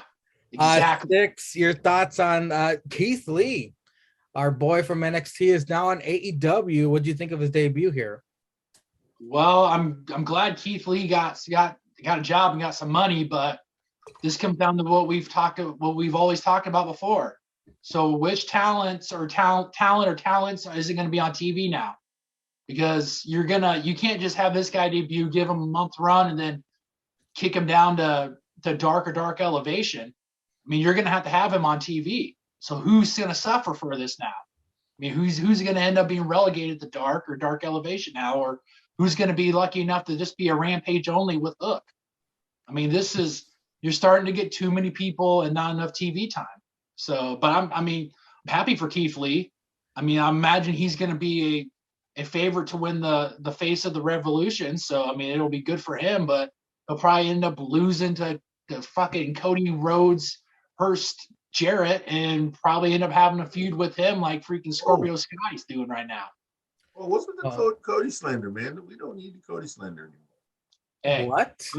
I'm just. What was that? From somebody. Did you not read the chat? I have no more Cody slander. I'm done with the Cody slander. I have. It's all good and done. It's done. It's done. There's no more Cody slander. I will not stand for any more Cody slander on this podcast. Oh, okay, hold on. Before we get to that, give us your thoughts on Jay White. First of all, Jay White being in AEW right now is all because the dumbest booker in the land, dumb fuck Tony Skeets, like he said, he has used the forbidden door and gotten a new talent. He was talking about Keith Lee. He was hyping up Keith Lee. But Keith Lee isn't Forbidden Door, you stupid bitch, Tony Skeets. Keith Lee was a free agent. So at the last minute, when he realized he was a dumb fuck, and they were getting ready to record ATW that week, he called Jay White because Jay White was in town, and he asked New Japan, pleaded with New Japan that Jay White could come on the show and maybe have a couple matches. Because he's used the word forbidden door, and forbidden door means you are currently signed to a company and you can show up on a company. That's what forbidden door means, but he's been hyping up Keith Lee, but he kept saying forbidden door. He actually tweeted that he said that and that how much of an idiot he is. But Jay White is the man. He can go. He can talk on the mic. So I am excited to see that match, especially with Trent, because as we all know, Trent has great one-on-one matches, and he can go. Second, glad Keith Lee has a job. Hey, another brother getting some money, getting a check. It's Black History Month. Damn right. Get your money, Keith Lee. 3, this is the dumbest move ATW's ever done. I was at APW. This is the dumbest thing ATW's ever done. The dumbest thing. Because it proved itself in the first match. Who gonna beat this big nigga? Who gonna beat him? Who gonna beat him? Murder Hawks. Already said it. Yeah, Murder Hawks. Unless you got Godzilla coming through the door. Exactly. You ain't against King Kong. Yeah, once again, yes, we said somebody's got to go down the dark. But who's going to beat him? Hangman Page ain't picking up this big-ass nigga. Murder Hawk's out-of-shape cardio ass ain't picking his big ass up. I mean, Wardlow, knees might blow out. He picks his big ass up. We know Cody Jarrett can't pick him up. Kenny can't pick him up for a one-wing angel. Jericho's fat ass ain't picking him up. I mean, who's picking this big nigga up to put him out? And Brian K. Oh, wait a minute. Paul White. Oh, shut your bitch ass up. Paul White, even if he jumped, he ain't picking his big ass up. All right? Maybe Powerhouse Hobbs, if he hasn't lifted that day, could pick up fat ass Keith Lee. Powerhouse Hobbs doesn't even wrestle on fucking ATW. He wrestles probably on Dark. Ricky Starks ain't picking his fat ass up. Adam Cole ain't picking his fat ass up. Fucking, ain't nobody picking his fat ass up. I mean, this is the worst thing you get. You have a group of small ass people. Bryan Danielson ain't picking his fat ass up. Yep, Mox drunk couldn't pick his fat ass up. Okay, so I don't care how in shape he is now. CM Punk's stupid ass can't pick his fat ass up. I'm save that for later in the show. But think about it. Keith Lee is too big and strong to not be world champion. And then you really just gave the belt to Hangman Adam Page. But if he wins his face of Revolution and probably fights Adam Page, how you gonna book that? Yeah, he ain't picking his fat ass up for no Deadeye. And he ain't picking his fat ass up for no slams. Luchasaurus. He ain't even strong. He just built. I doubt Cesaro can pick Keith Lee's fat ass up, and he's one of the strongest crackers on the planet. Next to Superman. Superman can't pick his fat ass up. He's probably got kryptonite in his drawers. All right? Can't nobody pick Keith Lee up to have like a crazy good match with Keith Lee. There were just bigger and smaller guys in NXT and even on the main roster. And I get it, man. Like, yeah, he's a great talent and you're great to have him. But you don't have big guys. Like, he can probably really only have a great match with like the 6 guys I said who couldn't pick him up. Wardlow, Murder Hawk, Luchasaurus. Yeah, he can have a great match with those guys. Yeah, great. Adam Cole had a great match with Keith Lee. Well, he's Adam Cole, baby. I mean, I don't know. Bryan Danielson probably could have a good match with him, and Mox will just be Mox. He's probably just gonna try to keep punching him and shit. But if Keith Lee no sells that shit, yeah. What's he gonna do? Try to kick him in his fat ass gut for a fucking DDT? Nigga foot gonna get lost like the goddamn Blob of X-Men. Get the fucking shit out of here. So yeah, hey, great for Keith Lee. Get that money, boo boo. Get that paper. Keep flattening them mattresses with me and Yim. Do your thug thizzle. I ain't mad at you, but I mean, worst thing they could have did for ATW. No. Okay, enough of this. What's with the Cody Rhodes keep parade? the show going. It'll make sense. Keep the show going. Cody Rhodes. Keep the show going. It'll make sense. Keep the show going. It'll make sense. We got to keep it moving. It's got to be good. It's got to be good. All right. Keep the show going. It'll make sense. Okay. Trust me. Have I ever steered you wrong, Nigeria? Fucking Kimberly, that cunt. The doctor and Mercedes Martinez talking trash to Thunder Rosa. No DQ match set for next week.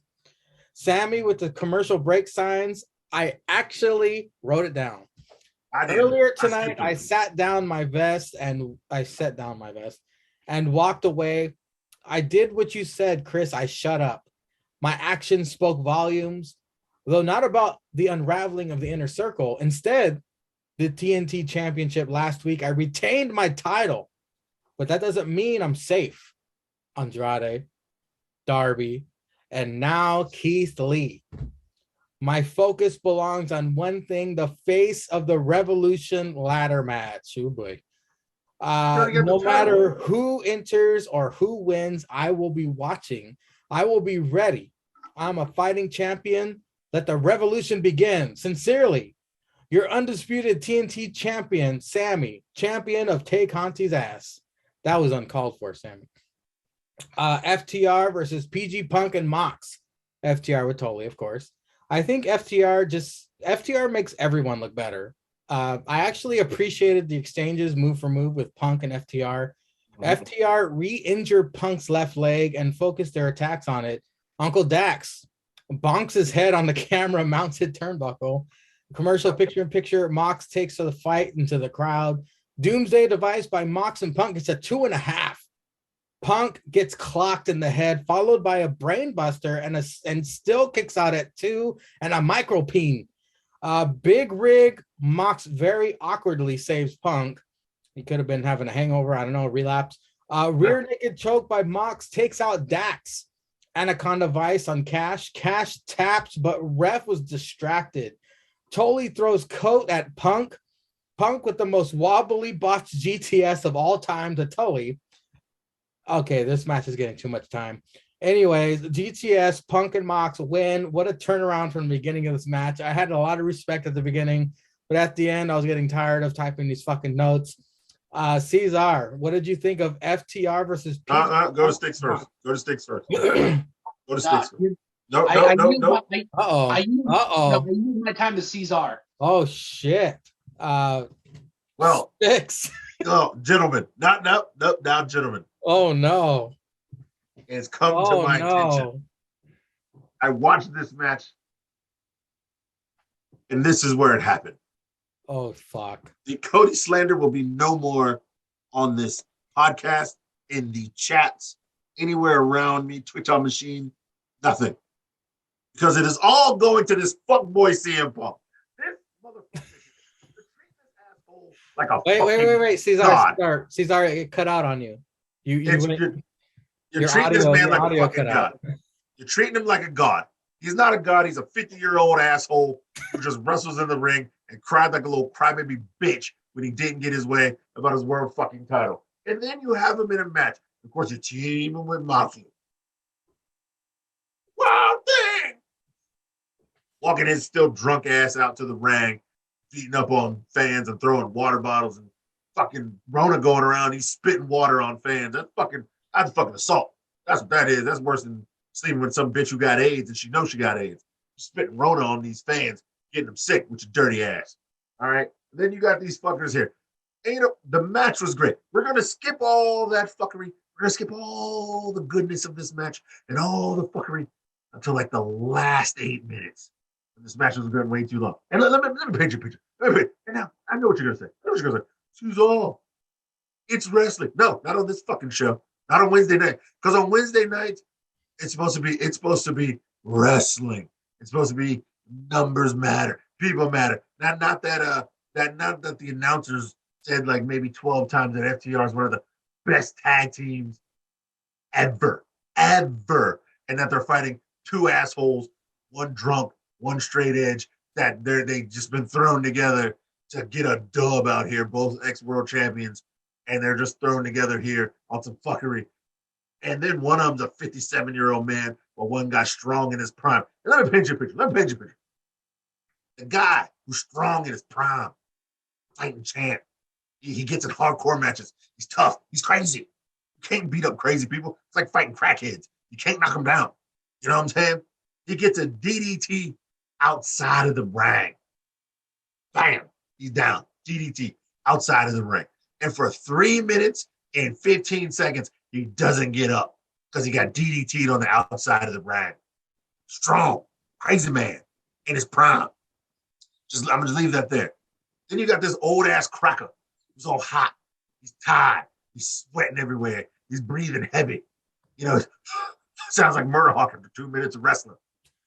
He gets hit in the head with a fucking steel bell. One.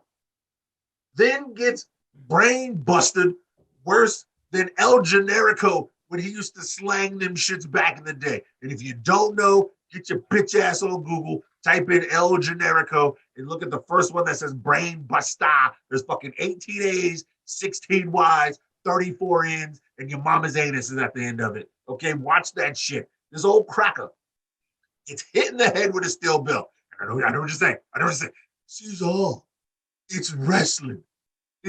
No, make it make sense, you stupid bitch. He gets hit in the head with a steel bell while some nigga in his prime is on the outside from getting a DDT for 3 minutes and 15 seconds. This old bitch gets hit in the head with a steel bell, then gets a brain bust off. And where's your brain? In your fucking head. So that's bam, back to back, right there, bam. And what does he do? 2 seconds, he kicks out? It kicks out in 2 fucking seconds. So 57-year-old man who got hit in the head with a steel bell, even if this shit is fake, hits this nigga in the head with a steel bell, drops this dumb nigga on his head right after it in the mat, and he kicks out in 2 seconds. Meanwhile, the cracker in his prime is down for 3 minutes and 18 seconds from getting dropped on his head on the outside of the ring, which is padded. There is a pad there and concrete under it, but there is a pad while this nigga gets hit in the head with a steel bell. I don't even care if you use 25% of your strength to hit this nigga in the head with a steel bell. It's a steel fucking bell, then you got dropped on your fucking head, and in 2 seconds, he kicked out. And not only did he kick out, oh no, he still had the strength left to fight off one of the, as the announcer said, greatest tag teams in the world. This is what they do. He was struggling with one with no arms and kicking the other one in the head after being hit in the head with a fucking bell and then dropped on his fucking head and kicking out 2 seconds later. Still fought those crackers off and got the advantage. He was winning now. Meanwhile, this dead nigga's still outside after 3 minutes and 18 seconds. Can I say something? All right, go ahead. You can interrupt story time. We saw MJF hit CM Punk with a forearm and got the victory. Okay, go on. Yeah, but he had a ring on his hand. Yeah. Oh, and yeah, he hit him with a forearm and got a dub. Not even the ring, a forearm. But nigga got hit in the head with a steel bell. Then fought these crackers off. Then got hit with a finishing move. And where does the finishing move hit you? On your fucking head. Now, I'll give you this. After all that dead nigga outside finally woke back up, got back in the ring, sloppily interrupted everything.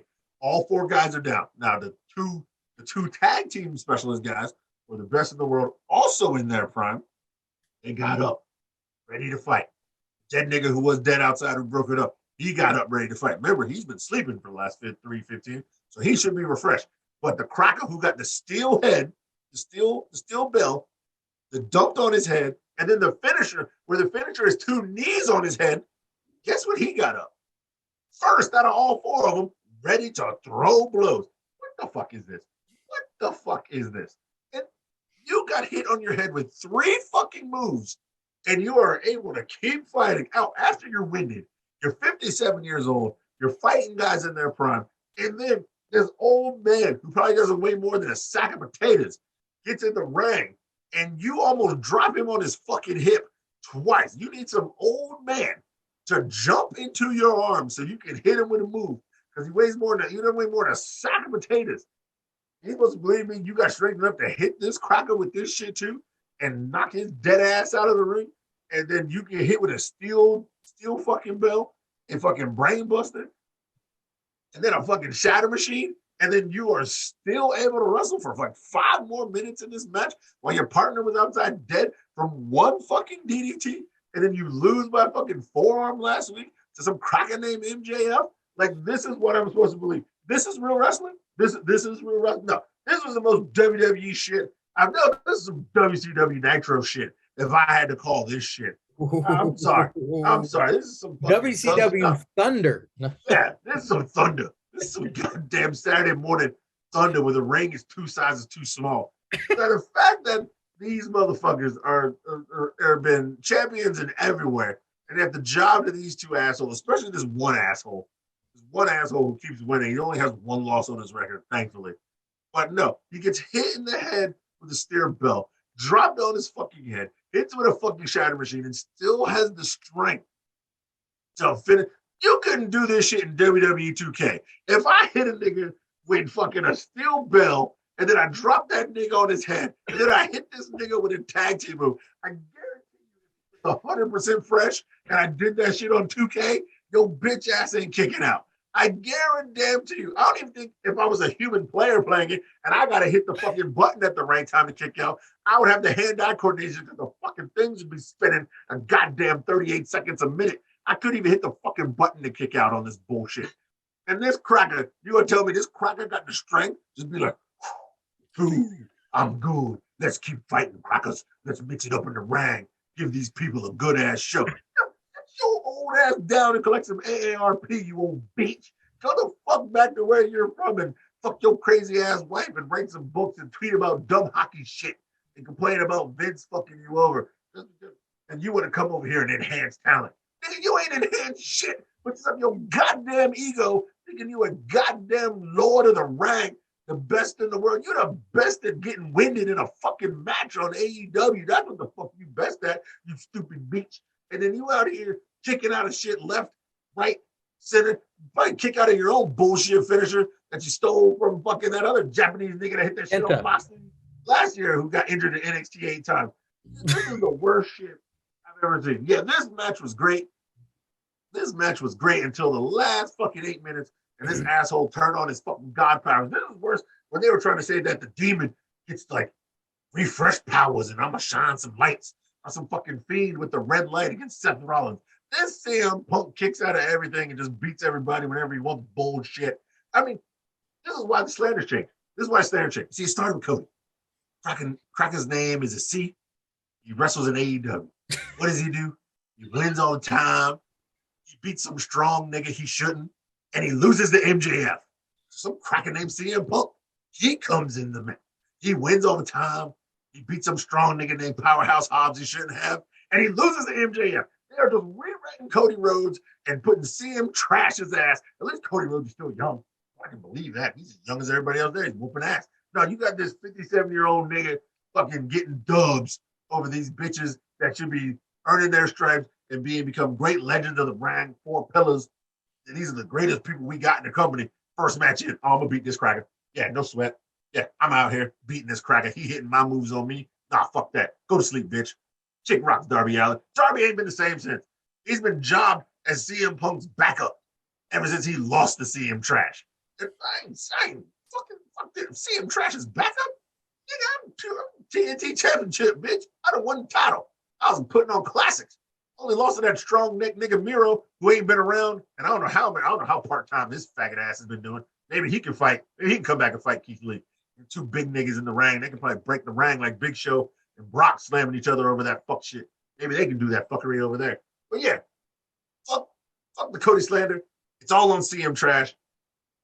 CM Trash is the worst thing in ATW right now because all he does, I mean, it's believable when Daniel Bryan or Brian Danielson or whatever the cracker shit, vegetable, Bella having ass, country ass bitch want to call himself.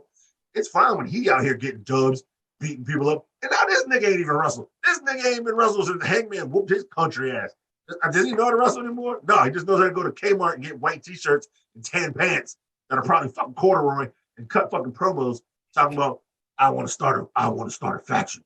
AEW got factions. Come on, Mox. Let's team up and get these young crackers. Nigga, you sound like a goddamn pedophile trying to get some young people to join you in the ring on some fuck shit.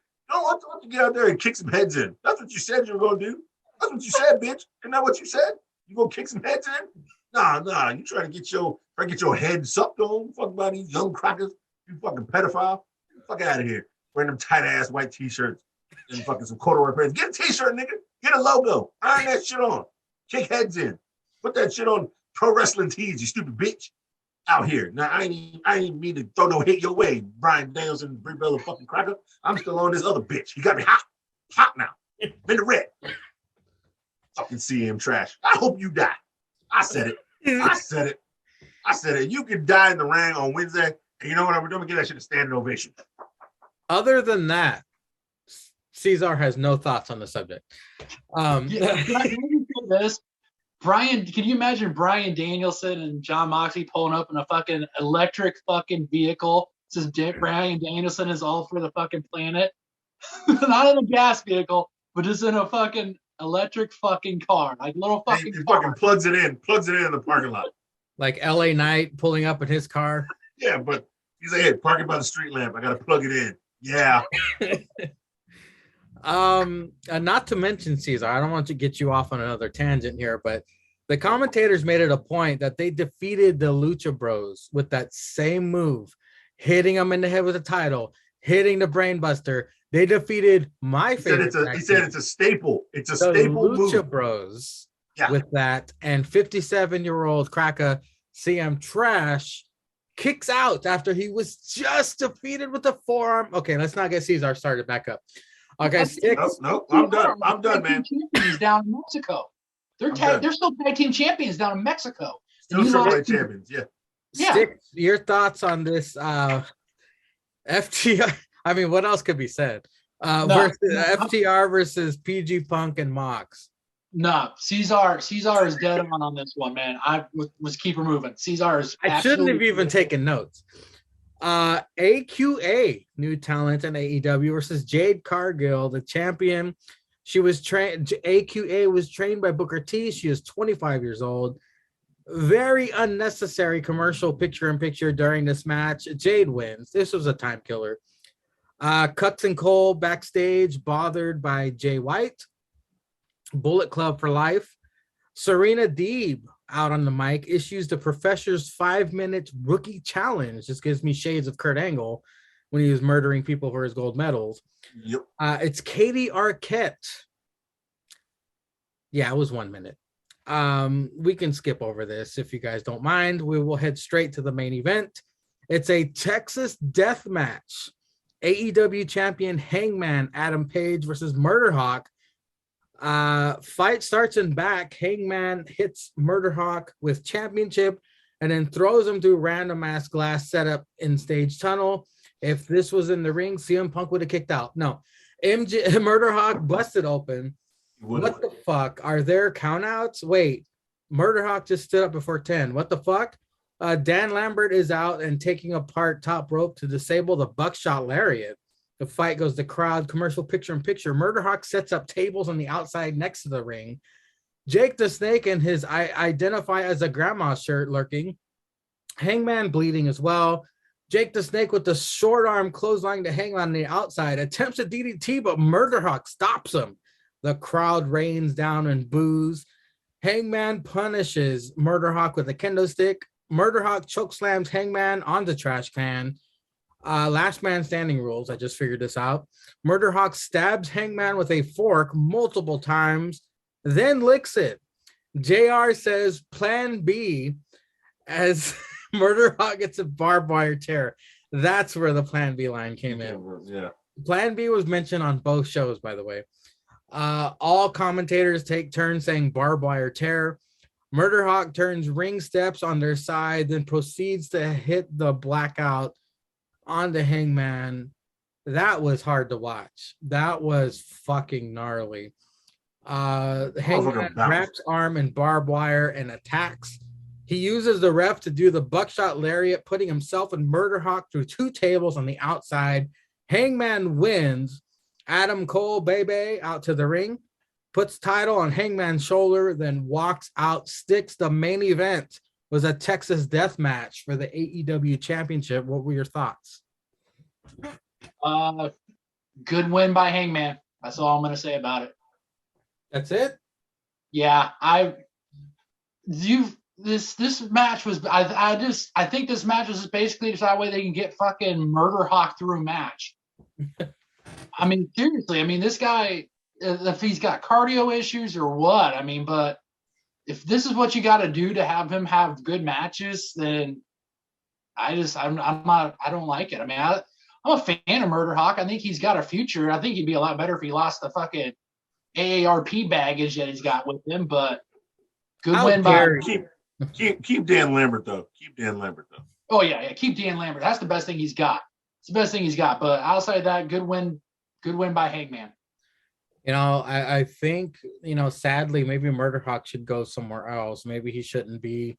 He needs to go back to AEW because every time you see a Texas Death Match, unless it's for a title that's not in AEW, he's gonna lose. He's their Mick Foley basically. Ceizar, what did you think of the main event of this Dynamite? It was a gimmick match, but it almost seemed too much, man. Like it seemed way too much, or like it went maybe too long. Like I get it when gimmick matches, you know, go long. But for 2 guys, it felt like this was way too long. I feel like they could have stretched out all the other matches to be longer. But then oh no, because like you said, it was fucking like 30 minutes of talking to start this fucking show. Mm-hmm. There was the MJF promo. There was a backstage promo with Darby and them.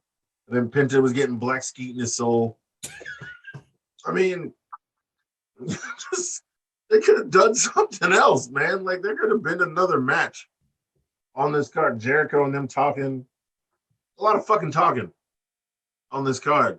Yeah, they could have fleshed out that Keith Lee match, but no, they wanted him to get a quick squash. Like the whole show was just poorly built, seemed to me. But yeah, this went way too long. Yeah, that blackout on the fucking stairs was.